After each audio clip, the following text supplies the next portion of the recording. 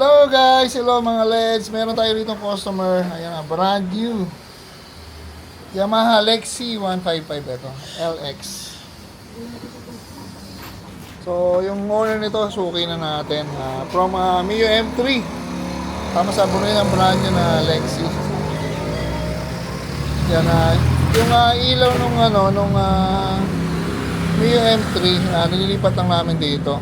So, yung advantage ng Nelson LED na harness, yung harness natin, papakita natin, asa na ba ito?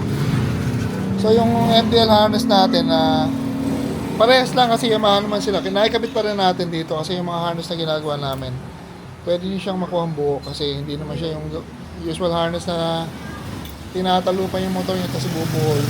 Ito may harness na talaga, tinanggal ng buo tapos lilipat natin dito.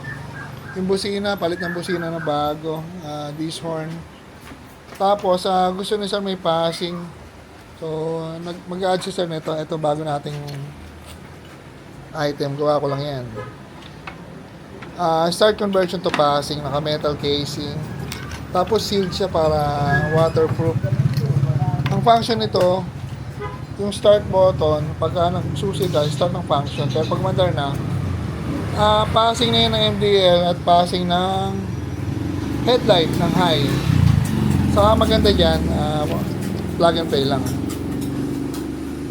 Oh.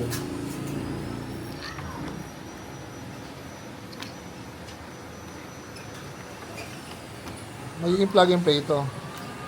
Tapos lahat ng wiring natin, ang ating magpasin ng electrical tape. Kasi lang, tawag dito. Puro socket to socket lang. Tapos naka-relay, naka-fuse. At mga naka-terminal. So, yan. Yan, test na natin. Nakikapit na natin itong start switch conversion to passing. Ayan pala. So, pag kinabit to plug and play, kaya lang, yung switch pala nito iba. So, ginawa natin, likod. Ginawa natin, nagugot lang dito yung terminal para may babalik din. Tapos, ito kinabit dito. So, pag gusto nyo tanggalin, babalik nyo lang yung terminal na hinugot. So, same pa rin, walang kinat. Kasi ipit-ipit lang. So, papakita natin na pagka nakasusi, ignition on, start button to. Ikaw na nga pat mag-demo. Susi natin, susi, start mo pogi. So, yan, nag-start. Ngayon, pag naka-start na, subukan mo lang i-start. Kasi baka mag-worry kayo na baka masira yung starter kasi start button siya. Hindi na siya mag-i-start. Ayan o. Kasi MDL. Hindi pa lang. Ayan o. Nagka-passing na siya. Passing na siya. Balik. Ayun ko. Ayan. Passing na. Medyo nakatint eh. So pag nakikabit yung MDL, sumasabay na yung MDL sa passing. Kakabit na ni Pat. So, kahit anong gawin nyo, hindi na siya gagana start button. Basta umaandar na. Ayan o.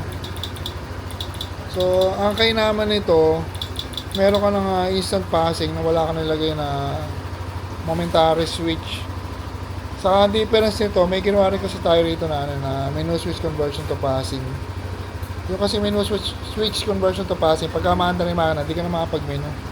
So, ito, walang ginawa sa menu, makapag-menu ka pa rin. Ay, gumagana. Hindi lang makakita ka sa ayan o. Passing natin ulit. Ayan. Businahin ko lang pata. Busina nito, this horn, dala yan isa. Kasi MDL.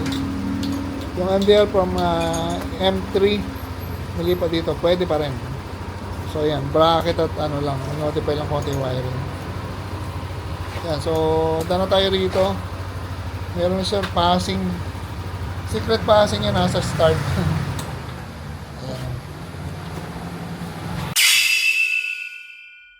Yan mga Leds, final video na. Nakikapit na natin yung ilaw. Ito. Ayun yung ilaw ni Sir. Ginawa natin ng tipos bracket na stainless yan na naka-powder coat. Tapos sa busina. Busina pogi. Pailawin mga pogi. Ayun o. Okay, patay ilaw. Passing. Ayun yung, kamukha nung sinabi ko kanina yung passing yan, yung start button na ginawa natin passing. Pag naka-ignition on, start, pag manda na yung makina, passing na. So, pakita ulit natin, test ulit natin pa. Isang demo na lang. Paano nga? Ayan, pinatay ko, ignition on, start natin. Ayan, o.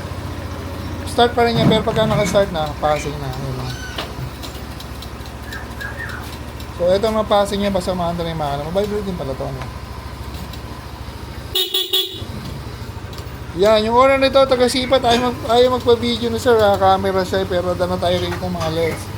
Yamaha Lexi 155, yan, dala tayo, thank you.